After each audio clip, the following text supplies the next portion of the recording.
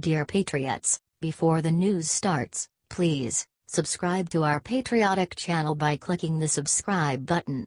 Give us a thumbs up to this video. Don't forget to leave your opinion below in the comments section. Share the news on Facebook and Twitter so you friends see it. Thank you. This means War Mattis just leaked something huge about Trump and Afghanistan. Let me start by saying don't worry about Mattis. He didn't actually leak anything he wasn't allowed to. He just happened to let a few reporters know that his Afghanistan strategy meetings with Trump are over. And the results are good. Mattis was on board a military jet to Jordan immediately following the meeting when he revealed the bombshell news. Trump has a new strategy on Afghanistan and he will unveil it to the public on Monday afternoon. Mattis told the reporters, "I am very comfortable that the strategic process was sufficiently rigorous and did not go in with a preset position.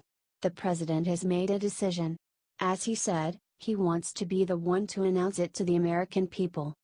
This right here is one of the reasons everyone loves Secretary Mattis so much. He is a hero, a patriot, and loyal to the president. If he is happy, I'm sure it is a winning strategy. Hey, let's help him out by sharing the good news out.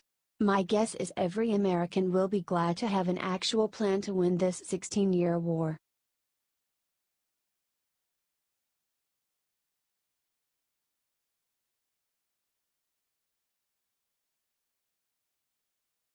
Trump was right. Woman at free speech rally waves US flag, then Antifa does something disgusting.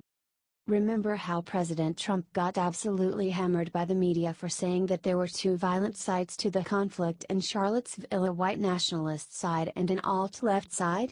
Watch video at the end. The media, Democrats, and even some Republicans piled on the president and accused him of defending white nationalism, despite explicitly condemning white supremacist groups and increasing reports of alt-left groups such as Antifa indeed being violent. Fast forward to the free speech rally in Boston on Saturday. This rally, whose organizers publicly distanced themselves from white nationalist movements, was shut down after over 30,000 counter-protesters showed up and made it impossible for the event to continue. To their credit, many of the counter-protesters were peaceful. However, there were also groups throwing urine and bottles at the police, and creating scuffles that resulted in 30 arrests. A particularly disturbing scene played out of a man ripping an American flag out of the hands of a woman and dragging her several feet. The woman appears visibly shaken after the encounter. It's a pretty sad day in America when you can't even hold an American flag at a protest without being assaulted. I wonder if that counter-protester realizes the counter-protest could only happen because of American values such as freedom of assembly and freedom of speech. Luckily things at Boston were far more subdued than those at Charlottesville, perhaps because the free speech group was so very small. But as this video proves, alt-left groups such as Antifa do have violent elements. Share it out so everyone sees. HT Fox News, ABC.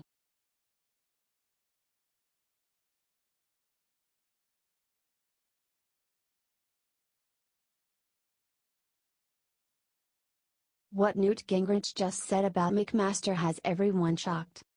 While many of us think it's time for Trump to get rid of McMaster, Newt Gingrich has said this. He is the right person, in the right place, at the right time, Gingrich recently said. We are fortunate to have him serving the country.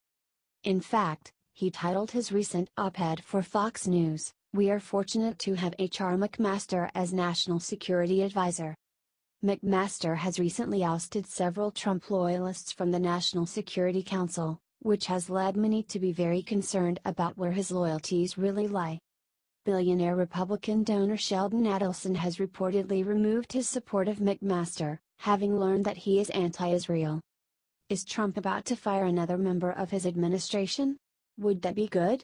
Or bad? Trump recently said General McMaster and I are working very well together. Which way should Trump go? He said the president was very clear and that he called on all Americans to take a firm stand against the bigotry and hatred. McMaster has become a very controversial figure. Do you think it's okay for him to stay? Comment yes or no and share to gather comments so Trump knows what the people want. H.T. Breitbart.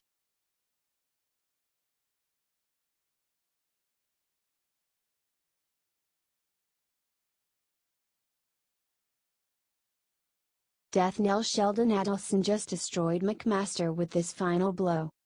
National Security Advisor H.R. McMaster has been under heavy criticism recently, after he fired several National Security Council officials, signaling that he is a globalist who favors Obama holdovers. President Trump, however, had nice things to say about him recently, saying General McMaster and I are working very well together. Of course, he had nice things to say about Bannon too, right before he left. Now, however, the death knell might be sounding for McMaster. One of the most influential donors in the Republican Party, Sheldon Adelson, is reportedly quietly offering his support to get rid of McMaster. Quietly, meaning, reportedly, he doesn't want to be publicly associated with getting rid of McMaster. Apparently, however, according to Breitbart, Adelson recently learned that McMaster is anti-Israel, and that's not okay with him. Others at the White House, however, are saying that McMaster is remarkably pro-Israel. Of course, we must wonder, whose side are they really on? I must add, Bannon is no fan of McMaster, and Bannon is back at Breitbart. You decide. Do you think McMaster needs to go? Speak your mind in the comments on FB, then share to gather everyone's point of view, so Trump knows what the American people want.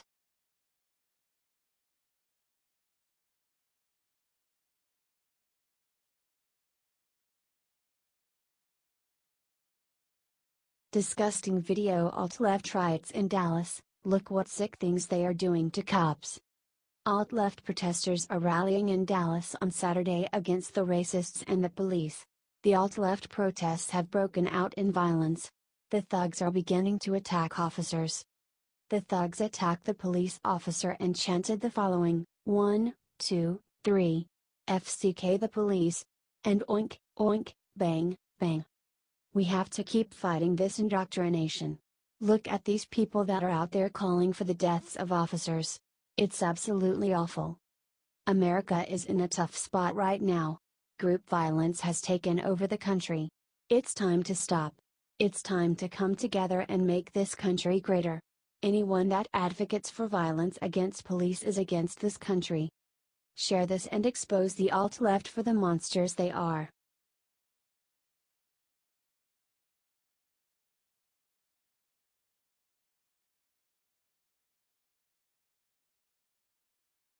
Here it is. Bannon just revealed one thing Republicans need to do for Trump to win big. Steve Bannon only just left the White House on Friday morning and already he is making tsunamis instead of just waves. For some reason, he has been giving tons of interviews to the leftist media and even dropped the secret of how Trump can still win big. Bannon said that all the Republicans need to do is back the president and we will win. Steve Bannon told the WP. If the Republican Party on Capitol Hill gets behind the president on his plans and not theirs, it will all be sweetness and light, be one big happy family. However, it was not all roses with Bannon in the interview. He went on to say he predicts Republicans will continue to fight against the president and 2018 will be an all-out war. Bannon also told the liberal media that Trump's White House was the most divided in the history of the country. No administration in history has been so divided among itself about the direction about where it should go. So it is still impossible to tell what side Steve Bannon is playing for right now, but that seems to be where he likes it. I just wish he would quit giving all the scoops to liberal newspapers instead of us who actually support the president. That just helps them get more views, fans, and resources. Anyways, do you think that the Republicans in Congress need to rally behind Trump and get health care and taxes finished before their November vacation? If so, share this out and let them know the voters are coming.